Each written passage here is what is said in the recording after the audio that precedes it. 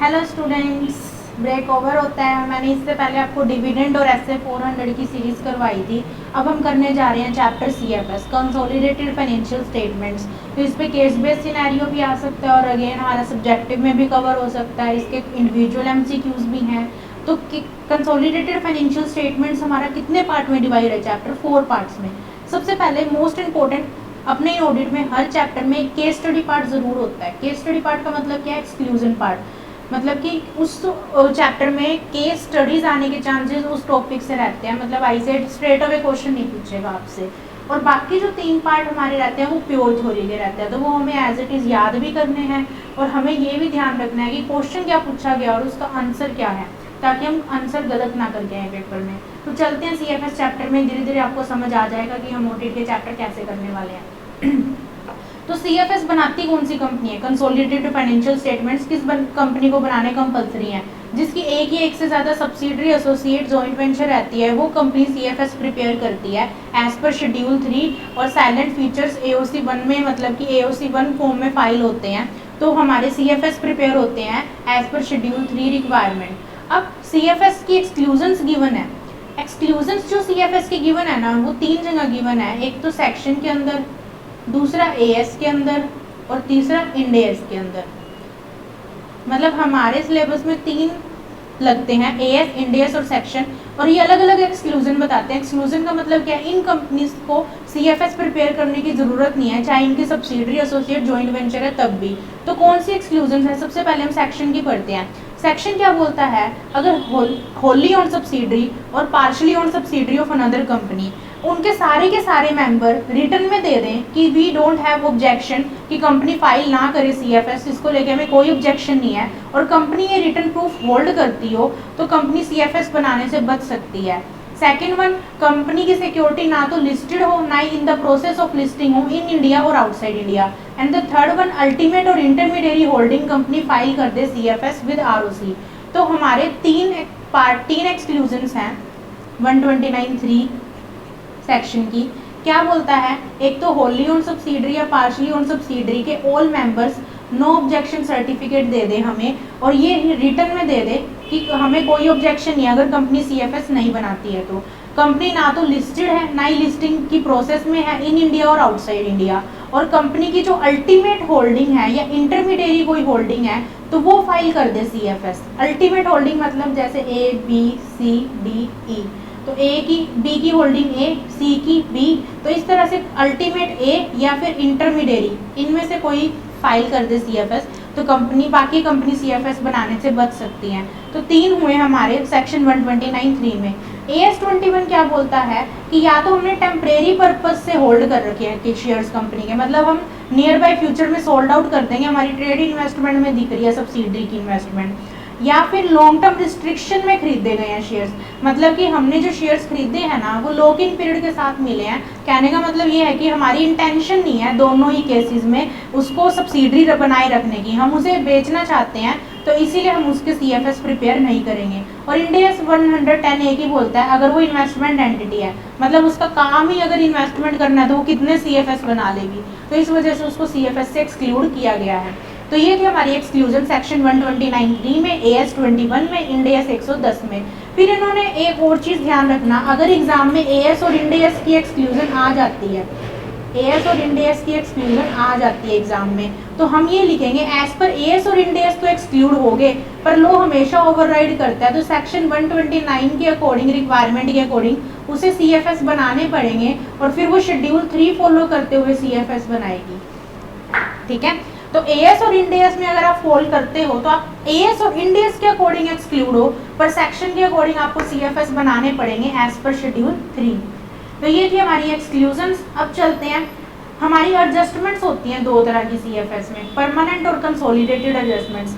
अगर किसी ने बिजनेस कॉम्बिनेशन किया है एफआर में तो उसको समझ आ जाएगा किसकी बात कर रही हूँ मैं। परमानेंट एडजस्टमेंट्स कब कब होती हैं, कब होती हैं? At the time of first acquisition, at the time of subsequent acquisition, या फिर डिस्पोजल ऑफ शेयर, कोई चेंज होता है तो तो कब कब होती हैं परमानेंट? परमानेंट एडजस्टमेंट जब हम एओपी बनाते हैं, एनालिसिस ऑफ प्रॉफिट, तो at the time of first acquisition जब हमारी पहली बार वो सब्सिडरी बनती है, at the time of subsequent acquisition जब हम और शेयर एक्वायर करते हैं उसके, या फिर डिस्पोजल के टाइम। और क्या डिटरमाइन होता है इसके अंदर? Goodwill, capital reserve, minority interest. तो परमानेंट एडजस्टमेंट्स होती कब कब है? 3 टाइम, फर्स्ट, सब्सिक्वेंट और डिस्पोजल के टाइम। डिटरमाइन क्या होता है? गुडविल, कैपिटल रिजर्व और माइनॉरिटी इंटरेस्ट। फिर उसके बाद वेरीफाई क्या करेगा ऑडिटर? तो इन्हीं 3 चीजों को वेरीफाई करेगा, गुडविल, कैपिटल रिजर्व और माइनॉरिटी इंटरेस्ट। और एक प्री एक्विजिशन रिजर्व हम कैलकुलेट करते हैं जब परमानेंट एडजस्टमेंट्स करते हैं। तो प्री एक्विजिशन रिजर्व में हम क्या देखेंगे कि एक तो वो डिटरमाइन करेक्टली हुआ हो, डेट ऑफ इन्वेस्टमेंट सही से करेक्टली हमने ली हो प्रॉपरली, और दूसरा एलोकेट प्रॉपरली हुआ हो, किनके बीच में? पेरेंट और सब्सिडरी के बीच में। तो pre acquisition reserve parent subsidiary के बीच में एलोकेट प्रॉपरली हुआ हो, डिटरमाइन प्रॉपरली हुआ हो, डेट ऑफ इन्वेस्टमेंट करेक्टली हमने ली है, और हम गुडविल, कैपिटल रिजर्व और माइनॉरिटी इंटरेस्ट भी हमने डिटरमाइन करेक्टली किए हो, और सिग्निफिकेंट चेंजेस हुए हैं ड्यू टू सब्सिक्वेंट एक्विजिशन या डिस्पोजल के कारण, तो वो वेरीफाई करेंगे। तो अभी तक हमने एक एडजस्टमेंट की परमानेंट। परमानेंट होती कब कब है? 3 टाइम पे। डिटरमाइन क्या क्या होता है? 3 चीजें। वेरिफिकेशन क्या करेंगे? 4। उन्हीं 3 को वेरीफाई करेंगे, गुडविल, कैपिटल रिजर्व और माइनॉरिटी इंटरेस्ट जो हमने डिटरमाइन किया है। प्री एक्विजिशन रिजर्व में 2 चीजें देखेंगे, एक तो डिटरमाइन करेक्टली हुआ है, डेट ऑफ इन्वेस्टमेंट सही से ली है, और एलोकेट प्रॉपरली हुआ है। फिर उसके बाद हम लास्ट में सब्सिक्वेंट चेंजेस हुए हैं, जो हमारे सिग्निफिकेंट चेंजेस सब्सिक्वेंट एक्विजिशन से या डिस्पोजल से, तो हम वो चेक कर लेंगे। तो ये चेक करेंगे हम परमानेंट कंसोलिडेटेड एडजस्टमेंट्स में। फिर आती है हमारी current period adjustments. Current period adjustments कब कब होती हैं? जब जब सीएफएस बनाओगे, हर साल होंगी, एवरी ईयर। ये एवरी ईयर होने वाली है। जैसे हम जब बिजनेस कॉम्बिनेशन में कंसोलिडेट करते हैं तो कई एडजस्टमेंट्स आती है ना, जैसे लोन की ट्रांजैक्शन आपस में होल्डिंग सब्सिडरी की, तो हम वो कैंसिल कर देते हैं। कोई अपस्ट्रीम डाउनस्ट्रीम अनरियलाइज्ड प्रॉफिट है तो कैंसिल कर देते हैं। तो ये उसी की बात कर रहा है। जब जब सीएफएस बनाओगे तब तब आपको ट्रांजैक्शन करनी पड़ेगी, ये वाली। तो इंट्रा की 3 है, इंट्रा के 3 पॉइंट है। Intra group interest paid and received, intra group unrealised profit, intra group indebtedness. फिर उसके बाद एडजस्टमेंट्स के 5 पॉइंट है। हार्मोनाइज करेंगे अकाउंटिंग पॉलिसी, हार्मोनाइज करेंगे सब्सिक्वेंट इवेंट्स को, एडजस्ट करेंगे डेफर्ड टैक्स को जो टेम्परेरी डिफरेंस से अराइज हुआ है, गैप कन्वर्जन करेंगे इन केस ऑफ फॉरेन कंपोनेंट, और सिग्निफिकेंट एडजस्टमेंट्स देख लेंगे बैलेंस शीट डेट और ऑडिट रिपोर्ट डेट के बीच में। तो हम ये सब करेंगे 5 एडजस्टमेंट्स। और लास्ट में माइनॉरिटी इंटरेस्ट तो हम तब भी निकालते हैं जब सीएफएस बनाते हैं। तो क्या क्या करेंगे? 9 पॉइंट है हमारे टोटल, 3 इंट्रा के, 5 एडजस्टमेंट के, 1 माइनॉरिटी का। मैं ये बिल्कुल ऐसे क्यों करवा रही हूँ? क्योंकि आईसीआई बिल्कुल as it is same point मांगता है पेपर में, और इससे इजी तरीका याद नहीं है पॉइंट्स याद रखने का। करंट पीरियड एडजस्टमेंट्स पहले आपको समझनी चाहिए होती क्या है। हर साल सीएफएस जब भी बनाओगे तब तब होंगी। फिर उसके बाद हम क्या क्या वेरीफाई करेंगे इसके अंदर? Intra group. इंट्रा ग्रुप के 3 है, interest paid received, unrealised profit, indebtedness. Adjustment 5 है, सब्सिक्वेंट इवेंट की, अकाउंटिंग पॉलिसी की, डेफर्ड टैक्स की due to temporary difference, significant changes between audit report date और बैलेंस शीट डेट, और GAAP conversion in case of foreign component, और the last one is minority interest. तो अभी तक हमने 2 क्वेश्चन किए हैं। सबसे पहला exclusion and the second one is adjustments. फिर आती है most important reporting responsibility. Parent auditor की रिपोर्टिंग रिस्पॉन्सिबिलिटी क्या बनती है? तो 5 केसेस है हमारे पास रिपोर्टिंग रिस्पॉन्सिबिलिटी के। पहला केस, जब पेरेंट और कंपोनेंट का ऑडिटर सेम है तो हम क्या करेंगे? Consolidated balance sheet, consolidated P and L और consolidated cash flow if required, इन तीनों पे ऑडिटर क्या एक्सप्रेस करेगा? True and fair view. फिर उसके बाद हम देखेंगे कि प्रिंसिपल एंड प्रोसीजर फॉलो हुए हैं for the preparation and presentation of CFS. Principal procedure हमने फॉलो किए हैं जो अकाउंटिंग स्टैंडर्ड में गिवन है for the preparation and presentation of CFS. फिर हम ये देखेंगे कोई डेविएशन हमें मिलती है तो वो प्रॉपरली डिस्क्लोज कर देंगे फॉर द यूजर अवेयरनेस। अगर पेपर में आ जाएगी पेरेंट और कंपोनेंट का ऑडिटर सेम है तो पेरेंट ऑडिटर की रिपोर्टिंग रिस्पॉन्सिबिलिटी क्या बनती है? तो हम क्या देखेंगे? Consolidated balance sheet, consolidated P and L and cash flow if required express कर रहे हैं ट्रू एंड फेयर व्यू। फिर हम देखेंगे प्रिंसिपल प्रोसीजर फॉलो हुए हैं for the preparation and presentation of CFS as per AS. और फिर लास्ट में हम क्या देखेंगे कि in case of deviation proper disclosure given by parent auditor for user awareness. Next उसके बाद अगर पेरेंट और कंपोनेंट का ऑडिटर अलग अलग है तो किसकी रिक्वायरमेंट अराइज हो जाती है, इसके तार किससे जुड़े हैं, एसए 600 से, एसए 600 की रिक्वायरमेंट अराइज हो जाती है। फिर हम एसए 706 में रेफर करेंगे ओएमपी पैराग्राफ में, क्या इंडिकेट करेंगे, अमाउंट और परसेंटेज ऑफ टोटल असेट और टोटल रेवेन्यू ऑफ सब्सिडरी, मतलब सब्सिडरी में इंक्लूड है पर ऑडिट हमने नहीं किया, मतलब कि इतना परसेंटेज अमाउंट और रेवेन्यू का इंक्लूड है सब्सिडरी का सीएफएस के अंदर, पर हमने उसकी ऑडिट नहीं की है। तो हम ऐसे 706 में क्या रेफर करेंगे, amount and percentage of total assets and revenue included of subsidiary included in CFS but not audited by him. फिर ये इंडिकेशन क्या रेफर करती है, ये indication division of responsibility refer करती है, ना कि किसी तरह का कोई क्वालिफिकेशन ऑफ ओपिनियन है। तो ये क्वालिफिकेशन ऑफ ओपिनियन को रेफर नहीं करती, this is only division of responsibility. तो अगर ऑडिटर अलग अलग है तो ऐसे 600 की रिक्वायरमेंट अराइज हुई। ऐसे 706 में हमने क्या कहा कि परसेंटेज और अमाउंट इतना सेट और रेवेन्यू का है जो सीएफएस में है, पर हमने उसकी ऑडिट नहीं की है। और थर्ड वन जो इंडिकेट कर रहे हैं वो डिवीजन ऑफ रिस्पॉन्सिबिलिटी है, सिर्फ क्वालिफिकेशन ऑफ ओपिनियन नहीं है। तो ये था हमारा रिपोर्टिंग रिस्पॉन्सिबिलिटी अगर पेरेंट और कंपोनेंट अलग अलग हैं। अगर कंपोनेंट ऑडिटेड ही नहीं है, कंपोनेंट अनऑडिटेड हैं, तो सबसे पहले हम लिखेंगे कंपोनेंट शुड बी ऑडिटेड, सारे के सारे कंपोनेंट ऑडिटेड होने चाहिए। फिर हम लिखेंगे अगर वन और मोर कंपोनेंट रिमेन अनऑडिटेड रह जाता है तो ऑडिटर पहले इवैल्यूएट करेगा पॉसिबल मॉडिफिकेशन, मतलब कि क्या पॉसिबिलिटी है, मैं कितना मॉडिफाई कर सकता हूँ अपना ओपिनियन। ये इवैल्यूएशन क्यों नेसेसरी है, क्योंकि ऑडिटर अनएबल है सारी ऑब्टेन करने में, क्योंकि वो ऑडिटेड नहीं है कंपोनेंट। फिर ऑडिटर इवैल्यूएट करेगा qualitative and quantitative factor of unaudited component to express opinion as per 705। Modify तो होगा ही हमारा ओपिनियन, तो हम क्वालिटेटिव एंड क्वांटिटेटिव फैक्टर देख लेंगे एज पर 705 क्या बनते हैं हमारे, कि हम कितना मॉडिफाई ओपिनियन करेंगे। तो कंपोनेंट अगर अनऑडिटेड है तो हम क्या करेंगे कि एक तो ऑडिटेड होने चाहिए, अगर नहीं है तो पॉसिबल मॉडिफिकेशन देखेंगे। क्यों देखेंगे, क्योंकि ऑडिटर को साई नहीं मिल रहे। और फिर उसके बाद क्वालिटेटिव एंड क्वांटिटेटिव फैक्टर्स को एनालाइज करेंगे to express opinion on unaudited component as per SA 705। फिर उसके बाद नेक्स्ट आता है अगर अकाउंटिंग फ्रेमवर्क अलग अलग है हमारा। अकाउंटिंग फ्रेमवर्क अलग अलग का मतलब क्या है, जैसे इन्वेंट्री में मैं पेरेंट लीफो फॉलो कर रहा है और सब्सिडरी फीफो फॉलो कर रही है, तो सीएफएस के लिए अकाउंटिंग पॉलिसी सेम होनी चाहिए। तो अगर अकाउंटिंग पॉलिसी अलग अलग है हम दोनों की, तो सबसे पहले पेरेंट की मैनेजमेंट को बोला जाएगा कि आप कन्वर्जन प्रोसेस परफॉर्म करो, और ये कन्वर्जन प्रोसेस फिर पेरेंट ऑडिटर चेक करेगा कि सूटेबल है कंसोलिडेशन के लिए।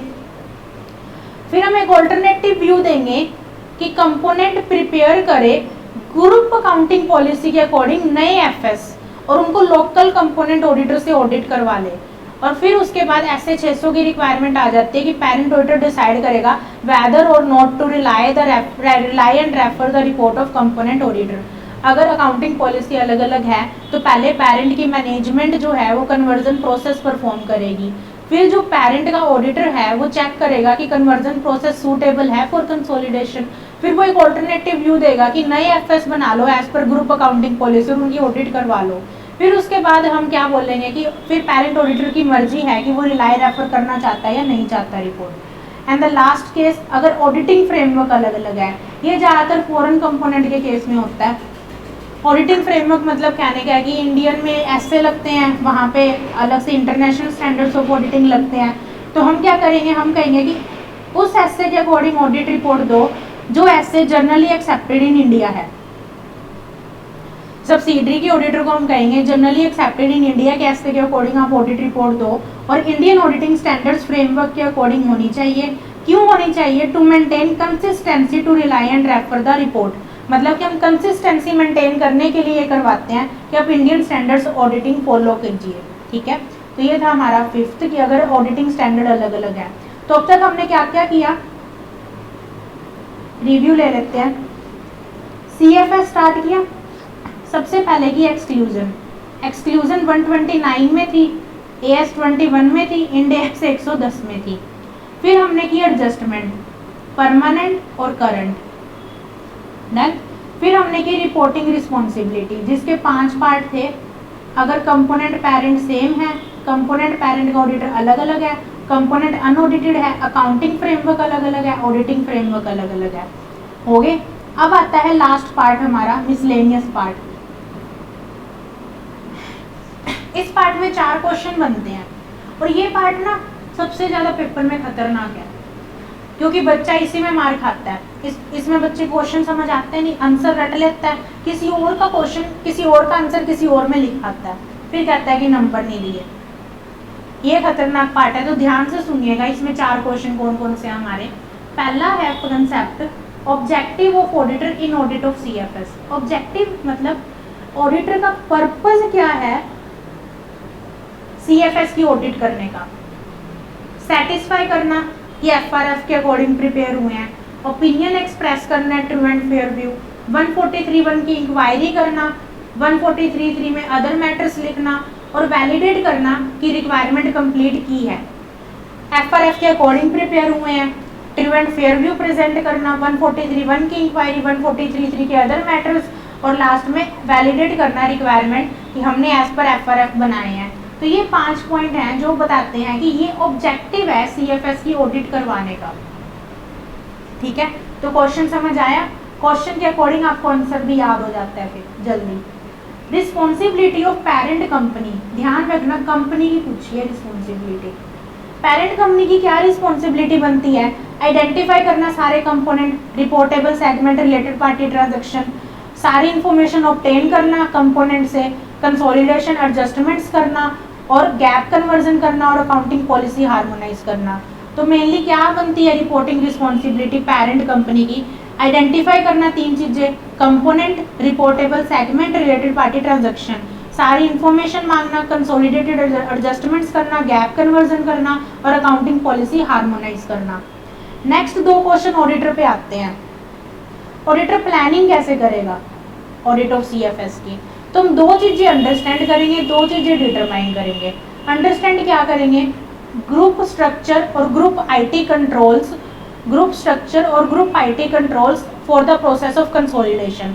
हम देखेंगे कि ग्रुप का स्ट्रक्चर क्या है, मतलब कितनी सब्सिडरी है, कितनी एसोसिएट्स हैं हमारे, और ग्रुप का आईटी कंट्रोल कैसा है for the process of consolidation. फिर हम अंडरस्टैंड करेंगे group accounting policy for the process of consolidation. फिर डिटरमाइन करेंगे हम anti of audit procedure and assess करेंगे RMM for the process of consolidation. और फिर डिटरमाइन करेंगे use the work of other auditor for the process of consolidation. तो 2 चीज understand की, 2 चीज डिटरमाइन की for the process of consolidation. अब बीच का फिलअप करना है आपने। अंडरस्टैंड कैसे करेंगे? ग्रुप स्ट्रक्चर और ग्रुप आईटी कंट्रोल को और अकाउंटिंग पॉलिसी को। और डिटरमाइन क्या करेंगे? एंटी ऑफ ऑडिट प्रोसीजर और असेस करेंगे RMM. And the last one is हम यूज करेंगे work of other auditor. Next audit procedure. Audit procedure sequence में रहता है हमारा, पेपर में आया हुआ क्वेश्चन है ये भी। सबसे पहले लिस्ट मांगेंगे, कितनी सब्सिडरी है आपकी, एसोसिएट है, जॉइंट वेंचर है। रिव्यू करेंगे जो लिस्ट हमें प्रोवाइड किया है। फिर वेरीफाई करेंगे सारे लिस्ट वालों को ले रखा है सीएफएस में। फिर हम कंप्लीटनेस ऑफ इंफॉर्मेशन के लिए क्या क्या मांग सकते हैं, ये तो सीरीज में लिखना है आपने, ये वाले पॉइंट आप मिक्स कर सकते हो आपस में। तो सबसे पहले लिस्ट मांगी, फिर हमने क्या किया, रिव्यू किया इंफॉर्मेशन का। फिर हमने सारे ऑल सब्सिडरी को देख लिया कि सीएफएस में इंक्लूड कर रखे हैं नहीं कर रखा। फिर कंप्लीटनेस ऑफ इंफॉर्मेशन के लिए वर्किंग पेपर मांगे, पेरेंट प्रोसीजर देखा, इन्वेस्टमेंट देखी, जेवी का अग्रीमेंट देखा और सेक्शन 186 का कंप्लायंस देख लिया, जो लोन और investment by company of companies act का है, जो हम डायरेक्टर में करते हैं, तो वो देख लिया। कोई चेंजेस हुए हैं प्रीवियस ईयर के शेयर होल्डिंग से वो देख लेंगे और परमानेंट और करंट एडजस्टमेंट्स देख लेंगे। तो क्या क्या किया हमने, लिस्ट मांगी, रिव्यू किया, देख लिया सारे इंक्लूड कर लिए, कंप्लीटनेस ऑफ इंफॉर्मेशन के लिए वर्किंग पेपर, जेवी का अग्रीमेंट, पेरेंट का प्रोसीजर, इन्वेस्टमेंट, 186 की रिक्वायरमेंट और शेयर होल्डिंग का पैटर्न देख लिया और लास्ट में परमानेंट और करंट एडजस्टमेंट्स देख ली। कई बार केस स्टडी आ जाती है हमारी कि हमारे पास 10% शेयर होल्डिंग है पर बोर्ड ऑफ डायरेक्टर की कंपोजिशन हम होल्ड करते हैं, तो वो हमारी सब्सिडरी बन जाएगी, क्योंकि सब्सिडरी की डेफिनेशन क्या कहती है, या तो आप 50% शेयर होल्डिंग होल्ड करते हो या फिर आप बोर्ड ऑफ डायरेक्टर की कंपोजिशन होल्ड करते हो, मतलब कि आपने बोर्ड ऑफ डायरेक्टर में मेजॉरिटी डायरेक्टर आपने लगाए हैं, आपने अपॉइंट किए हैं, तो वो आपकी सब्सिडरी बन जाएगी और आपको सीएफएस में इंक्लूड करना पड़ेगा। फिर उसके बाद नेक्स्ट आता है हमारा एमआरएल। हम क्यों लेते हैं इसके चैप्टर के अंदर, कि हमने सारे कंपोनेंट आइडेंटिफाई किए हैं, रिपोर्टेबल सेगमेंट आइडेंटिफाई किया, रिलेटेड पार्टी ट्रांजैक्शन आइडेंटिफाई किया है और कंप्लीट इन्फॉर्मेशन दी है ऑडिटर को, तो इसके लिए हम एमआरएल लेते हैं मैनेजमेंट से सीएफएस में। तो ये था हमारा पूरा चैप्टर। हमारा पूरा चैप्टर हो गया। अब हम देखते हैं, सबसे पहले हमने क्या की थी, एक्सक्लूजन्स, फिर हमने एडजस्टमेंट्स, फिर हमने रिपोर्टिंग की, और एट लास्ट हमने मिसलेनियस टॉपिक में 4 टॉपिक किए, ऑब्जेक्टिव, पेरेंट कंपनी की रिस्पॉन्सिबिलिटी, ऑडिटर की प्लानिंग और ऑडिटर का प्रोसीजर, और एक केस स्टडी की कि बोर्ड ऑफ डायरेक्टर की कंपोजिशन होल्ड करते हैं तो वो भी सब्सिडरी बन जाएगी हमारी। लास्ट में अब आता है जो इसके साथ तार जुड़े हैं जिस ऐसे के, ऐसे 600 using the work of other auditor. Other auditor का मतलब यहाँ पे क्या है, कंपोनेंट का ऑडिटर। तो अदर ऑडिटर का वर्क यूज करना है, तो इसमें सबसे पहले रोल बताया है। अब ध्यान रखिएगा, पेरेंट कंपनी का रोल आ जाए तो हमने मिसलेनियस टॉपिक में किया है, पेरेंट ऑडिटर का रोल आ जाए तो ऐसे 600 डील करता है। पेरेंट ऑडिटर क्या करेगा, जो कंपोनेंट का ऑडिटर है पहले उसकी प्रोफेशनल कॉम्पिटेंसी देखेगा, जैसे मैनेजमेंट ऑडिटर में हम देखते हैं ना ऐसे 500 में, वैसा ही है थोड़ा बहुत। पर अगर वो कब देखेगा, जब वो मेंबर ऑफ आईसीआई नहीं है। अगर सीए है तो क्यों देखेंगे प्रोफेशनल कॉम्पिटेंसी, जब अगर आईसीआई का मेंबर नहीं है तब हम देखेंगे उसकी प्रोफेशनल कॉम्पिटेंसी। विजिट कर सकते हैं कंपोनेंट को, बुक्स ऑफ अकाउंट्स मंगवा सकते हैं, साई ऑब्टेन कर सकते हैं, ऑडिट प्रोसीजर देख सकते हैं उसने क्या लगाया कंपोनेंट के ऑडिटर ने, रिटर्न समरी रिपोर्ट मांग सकते हैं, चेकलिस्ट क्वेश्चनर कर सकते हैं, सिग्निफिकेंट फाइंडिंग्स देख सकते हैं, सप्लीमेंट्री टेस्ट कर सकते हैं।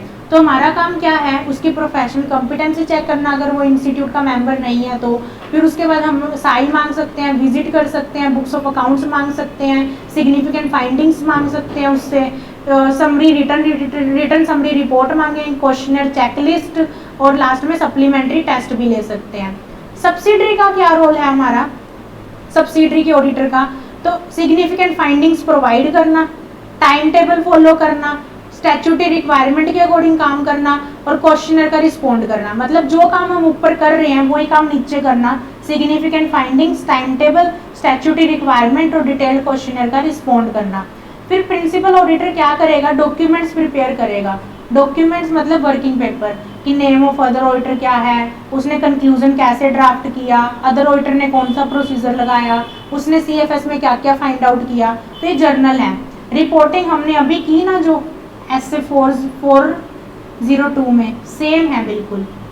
अगर हमारा opinion true and fair view है तो हम रिपोर्ट रेफर नहीं करेंगे अनलेस लो रेगुलेशन ना बोल दें, और अगर हमारा ओपिनियन मॉडिफाई है तो हम रिपोर्ट रेफर करेंगे, पर उसको ओपिनियन को लेके रिस्पॉन्सिबिलिटी स्टिल हमारी रहेगी। रिपोर्ट रेफर करने के बाद हम लिखेंगे कि रिपोर्टिंग की रिस्पॉन्सिबिलिटी हमारी है, रिपोर्टिंग की रिस्पॉन्सिबिलिटी डिमिनिश नहीं होती है रिपोर्ट रेफर करने से। तो ये था हमारा सीएफएस और एसए 600। सीएफएस में एक्सक्लूजन, एडजस्टमेंट्स, रिपोर्टिंग रिस्पॉन्सिबिलिटी और मिसलेनियस पार्ट, और एसए 600 में क्या था, रोल पेरेंट और सब्सिडरी के ऑडिटर का, डॉक्यूमेंटेशन और रिपोर्टिंग रिक्वायरमेंट। तो ये थे हमारे टोटल सीएफएस एसए 600। इससे पहले हमने डिविडेंड और 400 की सीरीज की। तो ये हमारा आज का लेक्चर कंप्लीट होता है। नेक्स्ट का हमारा शेड्यूल में क्या है, books of accounts and company audit, जिसके साथ हम कुछ ऐसे करेंगे। तो हमारे यहाँ तक लेक्चर खत्म हो जाते हैं। 3 दिन पी के 4th डे हमने टेस्ट लिया, 5th डे आपको आज क्लास प्रोवाइड करवा दी मैंने, 6th डे कल है हमारा। और ऐसे ही आपका लॉ में यहाँ तक हो गया, एनसीएलटी फॉरेन कंपनी तक टेस्ट है कल आपका, और ये क्लास आपको आज प्रोवाइड करवा दी जाएगी स्पेशल कोर्ट और मिसलेनियस की। डन। तो साथ के साथ एमसीक्यू और बुकलेट कर लीजिए जिससे कि आपके क्वेश्चन अच्छे से हो जाएं, और सीएफएस के क्वेश्चन आंसर स्टडी मैट से आप कर लीजिएगा। इजी है, स्ट्रेट अवे क्वेश्चन है। मैं आपको दिखाई देती हूँ क्वेश्चंस। वेट, ICAI हमारा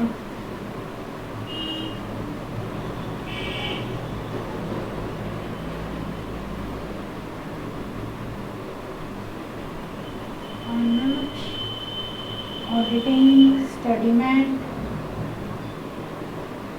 और हमारा सीएफएस चैप्टर कहाँ गया, ये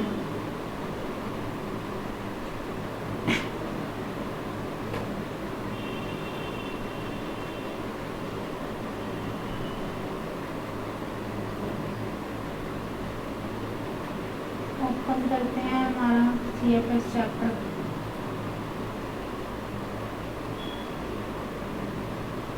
क्वेश्चन आंसर देख लेते हैं, स्ट्रेट अवे क्वेश्चन है, इजी हैं, आपको थोड़ा कॉन्फिडेंस भी आएगा। फर्स्ट क्वेश्चन देखिए, whether preparation of CFS is mandatory, yes 129 के अकॉर्डिंग, प्लीज इलेबोरेट, बस वही लिखना है सेक्शन। फिर उसके बाद एक्सक्लूजन्स पूछे हैं उन्होंने कि कब CFS अप्लाई नहीं होते हैं, तो तीनों बताने हैं हमने। While doing the CFS current period adjustments बतानी है, तो वो इंट्रा एडजस्टमेंट्स और minority. Short note, responsibility of holding company, company की बतानी है। परमानेंट एडजस्टमेंट्स पे शॉर्ट नोट है। ये केस स्टडी है, 51% टेम्परेरी पर्पज से होल्ड करते हैं, AS 21 के अकॉर्डिंग एक्सक्लूड हो जाएंगे, पर लास्ट में हम लिख देंगे कि सेक्शन 129 के अकॉर्डिंग आपको बनाने पड़ेंगे एज पर शेड्यूल 3। फिर उसके बाद वही बोर्ड ऑफ डायरेक्टर की कंपोजिशन होल्ड करते हैं, 10% वोटिंग पावर है, तो सब्सिडरी है ये। रिपोर्टिंग रिस्पॉन्सिबिलिटी 5 केस पूछे हुए हैं। नेक्स्ट 2 भी हमारे, लास्ट वाला इंडेस पे है और ये वाला वही टेम्परेरी पर्पज से होल्ड करते हैं, नियर फ्यूचर में सोल्ड आउट कर दिए। तो ये दोनों हमारे वही केस स्टडी हैं। तो ये था हमारा पूरा चैप्टर CFS स्टडी मैथ से भी। तो आपका चैप्टर कंप्लीट है मेरी तरफ से, तो फटाफट रिवाइज कर लीजिए, और क्योंकि इसका भी टेस्ट जल्दी आने वाला है। Okay, thank you.